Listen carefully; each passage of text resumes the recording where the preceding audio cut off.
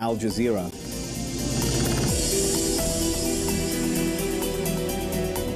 Merci beaucoup de parler à Al Jazeera. Merci de m'avoir invité. Nous comprenons donc que des discussions sont en cours avec la médiation du Qatar pour tenter d'aboutir à un accord final, un accord de paix définitif entre le M23 et votre gouvernement. Êtes-vous proche de parvenir à cet accord? Eh bien, la paix est toujours un processus. J'espère que nous sommes plus proches, qu'il y a quelques jours, quelques semaines ou quelques mois. C'est fastidieux et je ne le nierai pas. C'est parfois aussi un processus très difficile.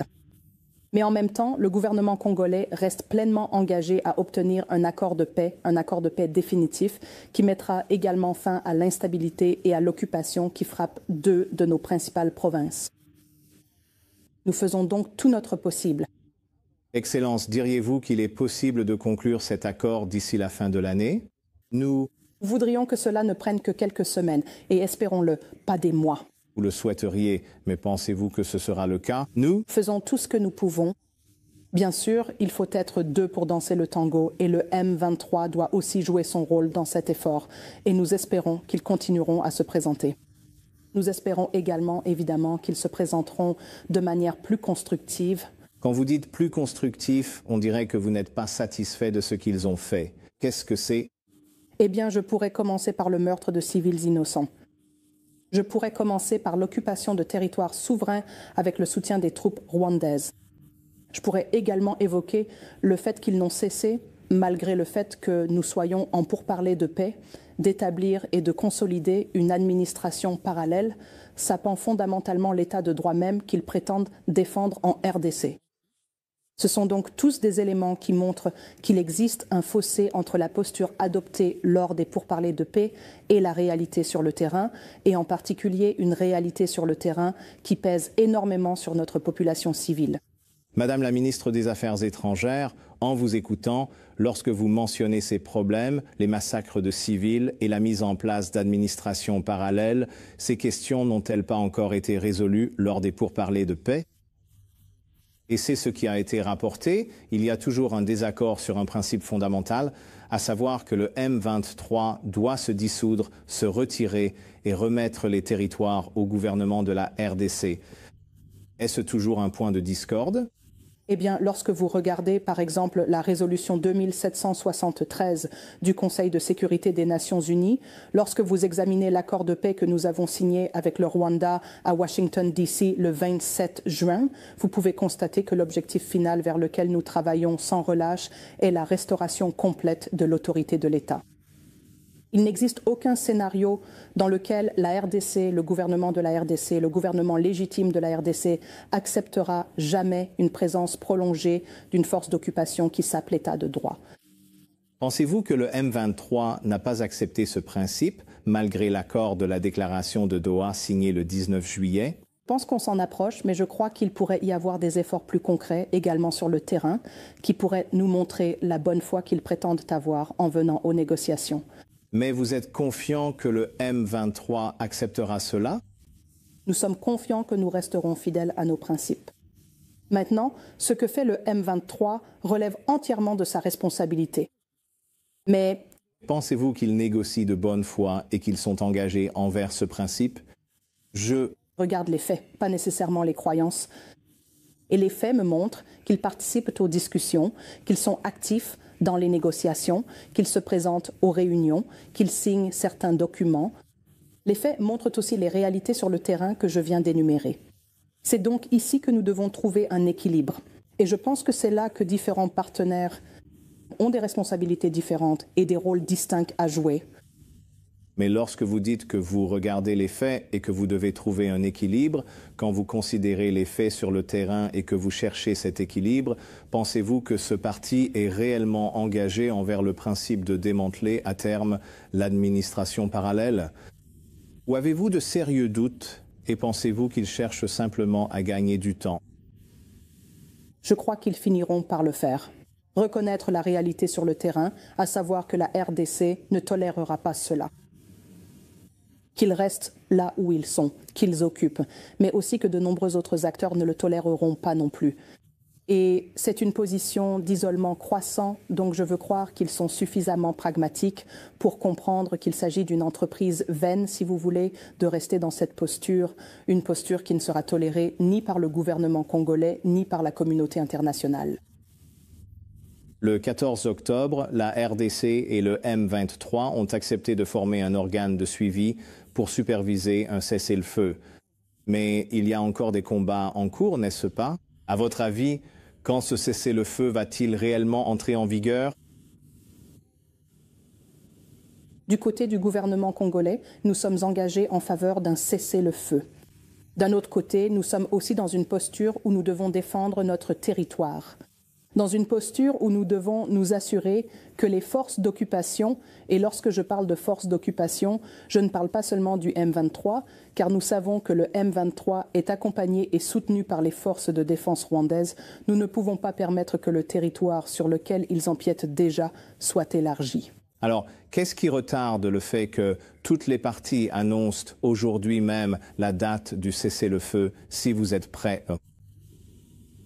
Percevez-vous un retard ou un manque de volonté ou de désir de la part du Rwanda ou du M23 de s'engager? Leur position, leur attitude sur le terrain le montre. Donc quand ils seront prêts à arrêter de se battre, nous serons prêts à arrêter de nous battre aussi. Leur avez-vous dit que nous voulons un cessez-le-feu maintenant et avez-vous reçu une réponse négative? Je ne suis pas dans ces conversations directes, si vous voulez, où je confronterai le M23 avec une telle question. Mais notre position a toujours été que nous voulons épargner autant de vies civiles que possible et qu'un cessez-le-feu serait nécessaire pour cela ou pour créer un environnement plus protecteur. Donc je crois que le M23 n'a certainement aucun doute sur la position du gouvernement congolais à cet égard. Qu'est-ce qui a retardé l'échange de prisonniers? Je dis toujours qu'on signe un accord, mais c'est là que le vrai travail commence. Et ce sont des choses qui ne sont pas forcément visibles au regard du public ou aussi évidentes aux yeux du public. Alors que ce mécanisme a été mis en place, il y a en même temps de nombreuses étapes techniques à prendre en compte et à concrétiser, que ce soit du côté du gouvernement congolais ou du côté du M23. De notre côté, nous faisons tout notre possible pour nous préparer techniquement et opérationnellement afin d'être prêts pour un échange de prisonniers. Vous connaissez la critique, j'en suis sûr, qui vient de l'autre camp. À savoir que la RDC ne veut tout simplement pas libérer ou échanger ces prisonniers, que vous considérez ces personnes comme des criminels ayant commis des crimes. Est-ce bien la situation? Un échange de prisonniers ne doit pas être confondu avec l'impunité. Et je pense que c'est là que le M23 peut avoir des attentes qui ne correspondent pas à la réalité. Ce n'est pas parce que nous nous engageons dans une logique d'échange de prisonniers que nous nous engageons dans quoi? L'impunité totale pour des massacres, pour des viols, pour des pillages. Et donc, je pense que ce sont là les questions fondamentales sur lesquelles le M23 devra peut-être faire un examen de conscience et mieux comprendre ce que signifie être partie prenante à un processus de paix qui ambitionne de créer une paix durable. Et nous l'avons tous appris non seulement à travers l'histoire de la RDC, mais aussi en regardant nos voisins, au-delà de nos voisins et tant d'autres régions et continents. On ne peut pas construire une paix durable sur le fondement de l'impunité, et le M23 doit le comprendre. Est-ce un point qui peut-être n'a pas été suffisamment clarifié dans l'accord parce que... N'est-ce pas du bon sens? Ça devrait l'être, que vous ne devriez pas vous en sortir après avoir tué. Ça devrait l'être. Et que vous ne devriez pas être récompensé pour avoir tué. Absolument. Mais pensez-vous qu'il y avait... Peut-être que l'accord était trop vague en se contentant de mentionner les échanges de... Vous savez, notre position sur la question de l'impunité a toujours été très claire. Avant même que le M23 ne reprenne sa rébellion ou que celle-ci ne soit ravivée par le Rwanda, le président Tshisekedi a toujours été très clair. Nous ne pouvons pas construire une paix durable dans l'est de la RDC ou dans d'autres parties de la RDC sans justice. Alors, à votre avis, quand pourrons-nous procéder à des échanges de prisonniers? On parle de semaines, de mois? Si cela avait été entre mes mains, nous aurions eu un accord hier. Je ne me projette donc pas uniquement du point de vue des ambitions que nous avons en tant que gouvernement. Je suis conscient de l'existence du parti qui nous fait face. Encore une fois, nous préférerions que cela se produise en quelques semaines et non en plusieurs mois. Cela dépend de la posture et de l'attitude du M23 lors des négociations. Cela s'applique-t-il aussi au cessez-le-feu? Savez-vous si cela arrivera dans quelques semaines ou mois? Le cessez-le-feu sera-t-il en place? Avez-vous des attentes à ce sujet? Le plus tôt sera le mieux, mais à ce stade, il serait particulièrement difficile, ou ce serait trop optimiste ou trop ambitieux, de donner une date précise. On dirait que beaucoup des questions clés restent encore trop incertaines, n'est-ce pas? Pas forcément. Le cessez-le-feu, l'échange de prisonniers, le démantèlement des administrations parallèles, on a l'impression qu'il n'y a pas eu beaucoup de progrès concrets. Pas forcément. Je ne suis pas d'accord sur ce point. Et je pense que c'est parfois la difficulté d'un processus de paix qu'il faut expliquer à un public qui a de grandes attentes. Ce que vous voyez dans les actualités, c'est qu'il y a des discussions en cours. Cela suscite l'attente qu'il y aura une solution, et rapidement. Mais en même temps, lors des négociations de paix, nous ne sommes jamais en position d'entrer dans autant de détails que nous pourrions les partager avec le public. Donc, même s'il peut sembler que les progrès tardent ou n'avancent pas aussi vite, cela ne veut pas dire que le travail n'est pas en cours. Cela ne veut pas dire que les efforts ne sont pas fournis, mais cela signifie que parfois il faut créer, si vous voulez, une sorte de bulle pour s'assurer que le minimum de, disons, confiance ou de construction de la confiance nécessaire pour faire avancer un processus de paix soit préservé. Outre la dynamique de Doha, si l'on peut l'appeler ainsi, des pourparlers entre la République démocratique du Congo et le mouvement du 23 mars, il y a aussi l'autre dynamique des pourparlers entre la République démocratique du Congo et le gouvernement rwandais. Un accord a été signé le 27 juin à Washington, D.C. et l'on s'attendait à ce que les deux présidents, celui du Rwanda et celui de la RDC, se rencontrent pour signer un accord final. D'accord. Vous avez une idée de quand cela pourrait se produire? Eh bien, la prochaine étape, ou la suite, si vous préférez, de la réunion au niveau des chefs d'État dépend avant tout de la disponibilité des trois chefs d'État. Je pense que du côté de la RDC, du côté des États-Unis, et je veux croire du côté du Rwanda, c'est sans équivoque. Toutes les parties se sont engagées à tenir cette réunion dès que possible. Pourquoi dites-vous que vous voulez croire? Avez-vous des doutes sur le sérieux de la partie rwandaise? Oui. Car ils ont encore 6 000 soldats sur notre territoire souverain. Vous pensez qu'ils pillent toujours? Ils continuent de tuer, de mutiler et de violer. C'est la réalité. Maintenant, est-ce que cela signifie qu'ils ne sont pas engagés à trouver une solution durable ou à s'impliquer dans un processus? Pas nécessairement. Nous voulons être généreux et accorder le bénéfice du doute en espérant que peut-être c'est le processus. On dirait que vous dites que vous voulez leur accorder le bénéfice du doute. Mais quand on regarde la réalité de leurs actions, vous ne croyez pas vraiment que la partie rwandaise soit sérieuse à propos de la paix? J'ai confiance dans la facilitation. J'ai confiance dans le fait que, pour une fois, dans l'est de la RDC et la région des Grands Lacs, nous avons des parties prenantes véritablement engagées, qui disposent de leviers qu'elles sont prêtes à activer, qui ont des points de pression, que ce soit sur la RDC, sur le Rwanda ou sur d'autres parties, et qui peuvent demander des comptes aux parties impliquées. Cela ressemble à une confiance accordée aux médiateurs ou aux acteurs extérieurs pour exercer une réelle pression sur le Rwanda, plutôt qu'à un engagement sérieux du Rwanda en faveur de la paix.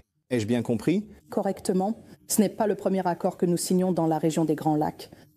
Et quand on regarde pourquoi tant d'autres ont échoué, c'était à cause d'un manque de responsabilité. Et je pense que c'est là que l'engagement et l'implication des États-Unis et du Qatar jouent un rôle bien plus important qu'auparavant. Nous devons être conscients du fait que nous sortons de 30 ans de conflit. Du côté de la RDC, au cours de ces 30 années, nous avons eu différents gouvernements, nous avons eu différents présidents. Du côté du Rwanda, il y a eu une continuité totale. Croyez-vous toujours alors ce que certains responsables de la RDC ont évoqué, à savoir que la partie rwandaise cherche simplement à diviser ou à détacher la partie orientale de la RDC? C'est leur véritable objectif. Ce n'est pas de parvenir à un accord de paix qui verrait le démantèlement du M23 et de ses groupes. Pensez-vous toujours cela ou votre opinion sur la position rwandaise a-t-elle changé après avoir engagé de nouvelles discussions? Je ne veux pas spéculer sur ce que le Rwanda veut ou ne veut pas. Eh bien, vos responsables l'ont déjà dit, Ils ont dit qu'ils croient que le Rwanda veut diviser la partie orientale de la RDC. En dehors de croire, ce qui est au-dessus de croire, c'est savoir. Et ce que nous savons, c'est que notre territoire restera intact. Notre territoire ne sera pas compromis, malgré les efforts ou les tentatives qui pourraient venir de n'importe quel côté. Mais savez-vous que les Rwandais ne veulent pas le faire? Séparer la partie orientale de la RDC? Je pense que les années passées nous ont donné suffisamment de preuves et d'exemples qui pourraient nous amener à croire que c'est le cas. Madame, comment pouvez-vous engager des discussions sérieuses avec une autre partie si vous pensez qu'elle ne fait que vous faire perdre votre temps et veut diviser votre pays? C'est pourquoi, pardonnez-moi d'insister, mais c'est ce que j'essaie de comprendre. Lorsque vous entamez des discussions et que des responsables de la RDC disent « nous savons ou pensons que l'autre partie veut simplement démembrer notre pays », cela ne remet-il pas vraiment en cause votre confiance dans l'intérêt même de ces discussions? Pas nécessairement, car nous savons aussi que l'autre partie dépend entièrement de l'aide internationale. Nous savons que l'autre partie n'existerait pas si elle n'avait pas été soutenue par autant de pays au cours des dernières décennies. Et c'est pourquoi il est important d'avoir cette discussion à un niveau supérieur. Ce n'est pas seulement une discussion au niveau bilatéral. Ce n'est pas une question uniquement entre la RDC et le Rwanda. C'est une question de droit international. Vous avez évoqué les griefs que la RDC ressent à l'égard du côté rwandais. Permettez-moi de vous présenter la version alternative. Lors de cet accord de paix de juin, ou accord signé à Washington entre les équipes rwandaises et congolaises, une déclaration a été faite du côté rwandais par le ministre des Affaires étrangères du Rwanda, appelant à ce qu'ils ont qualifié de fin vérifiable du soutien de la RDC au groupe connu sous le nom de FDLR. Pouvez-vous dire au monde que vous ne soutenez pas, N'arme pas. ne collaborez pas, nous soutenons la FDLR Nous ne le faisons pas. d'aucune manière? Ce sont des Rwandais. Ils sont sur notre territoire depuis 30 ans. Ils ont prié, principalement sur notre population, pas sur la population rwandaise. Madame la ministre des Affaires étrangères, comment expliquez-vous alors que plusieurs organisations internationales de défense des droits humains, comme Human Rights Watch, aient évoqué en décembre et même depuis 2009 le soutien du gouvernement de la RDC aux FDLR, affirmant qu'elles étaient soit des alliés, soit des ennemis du gouvernement congolais selon ses relations avec le Rwanda? Je me demande donc comment vous réagissez à cette accusation. C'est une tradition de longue date Que la RDC utilise essentiellement les FDLR comme une sorte d'outil de pression en fonction de l'état de ses relations avec le Rwanda. Est-ce une évaluation juste? non. Vous parlez de 2009 et nous sommes en 2025. Mais qu'en est-il de la résolution du Conseil de sécurité? C'était en 2025, la résolution 2773, où au point 6, il est dit, je cite, condamne le soutien apporté par les forces armées de la RDC à certains groupes armés, en particulier les FDLR, et demande la cessation de ce soutien. Se sont-ils également trompés? Eh bien, s'il y a des cas de soutien aux FDLR, et je pense que c'est la distinction importante à faire, ce n'est pas une politique d'État. Nous parlons d'individus. Nous parlons d'individus au sein de l'armée et lorsque nous en avons la preuve. Nous avons également des mécanismes pour les tenir responsables et les sanctionner. À l'inverse, quand on regarde la présence de l'armée rwandaise qui envoie plus de 6 000 soldats en RDC, il ne s'agit pas d'individus isolés qui se comportent mal. Il ne s'agit pas de quelques militaires qui se retrouvent dans un pays étranger et décident de faire ce qu'ils veulent. Alors la question est la suivante. Quand vous avez 6 000 soldats rwandais sur notre territoire, n'est-ce pas une politique d'État? Pourquoi alors pensez-vous que le Conseil de sécurité s'adresserait à l'armée congolaise plutôt qu'à des éléments isolés en son sein? Les membres du Conseil de sécurité ont-ils vraiment mal compris la situation? Non, parce que ces membres isolés font tout de même partie de l'armée et donc l'armée est tenue pour responsable et elle doit s'assurer que tout comportement qui ne correspond pas à sa politique soit sanctionné. Mais lorsque votre propre armée a dû publier un communiqué le 10 octobre 2025 appelant ses soldats à ne pas collaborer avec les FDLR, pourquoi l'armée aurait-elle besoin de faire cela? Pourquoi aurait-elle même besoin de précisément pour anticiper des sanctions. Permettez-moi juste de terminer mon propos, madame. Pourquoi aurait-elle besoin de menacer de sanctions si, selon vos propres mots, il ne s'agissait que d'éléments mineurs et isolés? Cela doit être un problème assez répandu, non? Pas nécessairement, non. Je veux dire, le fait d'être explicite sur le fait que quelque chose n'est pas toléré n'indique pas nécessairement l'ampleur du problème. Le fait de mentionner un problème ne signifie pas qu'il s'agit d'un problème d'une certaine ampleur. Ce qui est clair ici, c'est que nous communiquons clairement au public et à notre armée que toute forme de manquement ne sera pas tolérée. Encore une fois, avons-nous vu quelque chose de ce genre venir du Rwanda? Peut-être aux 6 000 soldats qui sont encore en RDC. N'entrez pas sur un territoire qui n'est pas le vôtre. Ne violez pas, ne pillez pas. Ne prenez pas de minerais, ne tuez pas, ne vous appropriez pas de terre. Nous n'avons constaté aucune réaction institutionnelle du côté du Rwanda face à sa violation flagrante de notre intégrité territoriale et à son occupation manifeste de notre territoire. Dans ce même communiqué, l'armée congolaise a appelé les FDLR à se rendre soit à l'armée de la RDC, soit aux forces de l'ONU. Y a-t-il eu un processus de reddition en cours? Oui, car en ce qui concerne les redditions, par exemple, la mission de maintien de la paix des Nations Unies a un processus permanent, si vous voulez, pour désarmer les ex-combattants qui souhaitent déposer les armes, y compris les ex-combattants étrangers. Donc cela n'a jamais été suspendu. Cela a toujours été le cas. C'est un processus continu. Mais est-ce que cela s'accélère au point que vous pourriez dire aux téléspectateurs que, selon vous, dans quelques semaines ou mois, les FDLR seront dissoutes? Pouvez-vous l'affirmer? Cela fait partie du processus de Washington et de l'accord que nous avons signé avec le Rwanda à Washington. Nous constatons sur le terrain qu'il y a eu une intensification du travail de sensibilisation. Vous avez mentionné le communiqué de presse publié par les forces armées. En même temps, dans les zones que nous contrôlons, nous faisons tout notre possible, encore une fois, pour sensibiliser les communautés et appeler les FDLR à se rendre et à rentrer chez eux. Et nous faisons tout notre possible dans les zones sous notre contrôle pour poursuivre le travail à différents niveaux afin de les sensibiliser à la reddition. Pensez-vous que le Rwanda soutient toujours le M23 au même niveau, malgré la résolution du Conseil de sécurité de l'ONU dont nous avons parlé? Je pense que la position du Rwanda vis-à-vis de la résolution du Conseil de sécurité de l'ONU et des autres déclarations de l'ONU a été très claire. Elle a été bien définie. Nous sommes donc conscients du fait qu'il y a encore des troupes rwandaises, qu'il y a encore du matériel qui est fourni. Maintenant, l'ampleur peut varier. Le matériel fourni au M23 par le gouvernement rwandais. Donc vous n'avez pas vu de changement dans leur attitude envers le M23? Non, pas nécessairement. D'accord.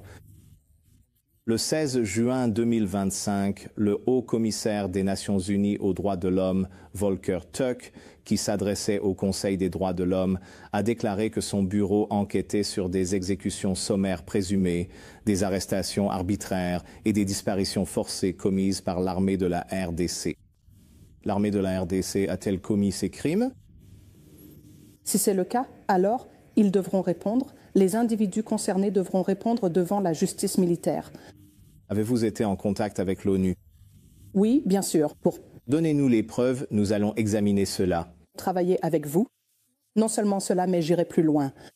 En février, le Conseil des droits de l'homme des Nations Unies a adopté une résolution demandant la création d'une commission de vérification indépendante chargée de documenter et de signaler les violations massives des droits de l'homme dans les zones où le conflit a été le plus intense ces dernières années. Nous ne pensons pas qu'il s'agira d'un effort unilatéral. Nous pensons que les Nations Unies devront examiner tout ce qui s'est passé. Et pour être juste envers vous, ils ont parlé des exactions commises par le M23, tout comme plusieurs organisations internationales de défense des droits de l'homme. Il y a donc eu beaucoup de critiques sur l'autre côté aussi. Nous avons entretenu un dialogue constructif et continu avec les Nations Unies sur cette question. Nous n'avons donc aucune inquiétude quant à la présence d'une telle commission d'enquête indépendante pour établir les faits concernant les violations des droits de l'homme et nous assumerons notre part de responsabilité. Nous veillerons à mettre en place les mécanismes nécessaires pour rendre justice à ceux qui ont été lésés. Or, cette vérification, cette commission indépendante devait être précédée par une équipe de vérification qui a effectué des visites dans l'est de la RDC. Mais pour votre information, le M23 leur a refusé l'accès dans les zones qu'ils occupaient. D'accord, mais si vous êtes prêt à collaborer avec les enquêteurs, je pense que si je résume ce que vous dites, pourquoi alors avons-nous des rapports de certaines organisations internationales de défense des droits de l'homme, comme Amnesty International, comme Human Rights Watch, qui ont documenté cela? Eh bien, ils évoquent des atrocités commises par le M23, mais aussi par les forces congolaises. Amnesty, le 28, parle de viols commis par des soldats congolais avant la chute de Bukavu. Human Rights Watch, le 15 septembre, parle de soldats congolais qui ont ouvert le feu et tué des manifestants non armés. Mais peut-être que l'un des points préoccupants est qu'Amnesty dit avoir demandé des informations à l'armée congolaise le 18 juillet sans obtenir de réponse. Pourquoi ne travaillez-vous pas avec eux? Eh bien, je veux dire, c'est quelque chose que je devrais vérifier spécifiquement dans ce cas particulier. Mais encore une fois, comme je l'ai dit, surtout lorsqu'il s'agit des Nations Unies, qui sont notre interlocuteur naturel, si vous voulez, ou notre interlocuteur plus permanent, nous sommes dans un dialogue constructif. Nous sommes dans un dialogue constructif, ce qui signifie que parfois nous sommes aussi prêts à entendre des vérités qui peuvent être difficiles à accepter, mais aussi que nous sommes capables et confiants de nous tourner vers les Nations Unies pour travailler ensemble sur certaines questions et voir comment elles peuvent être corrigées. Je pense donc que c'est l'aspect essentiel d'être dans un dialogue constructif, notre capacité à encore absorber les critiques, à les évaluer de manière critique, mais aussi de manière autocritique, et également à prendre des mesures pour remédier aux problèmes, que ce soit par le biais de sanctions. Et il y a eu des sanctions. Ce n'est pas comme si les choses s'étaient passées dans un vide d'impunité totale. Il y a eu des sanctions. Mais aussi à prendre des mesures pour une meilleure prévention. Et à cet égard, il y a également eu des efforts soutenus et nous continuons à les poursuivre, y compris avec des partenaires internationaux tels que l'ONU qui forment nos troupes, qui forment notre police, nos enquêteurs, afin de nous assurer que nous disposons d'une architecture plus solide qui nous permette de prévenir ou de réagir en cas de violation. Merci beaucoup d'avoir parlé à Al Jazeera. Merci.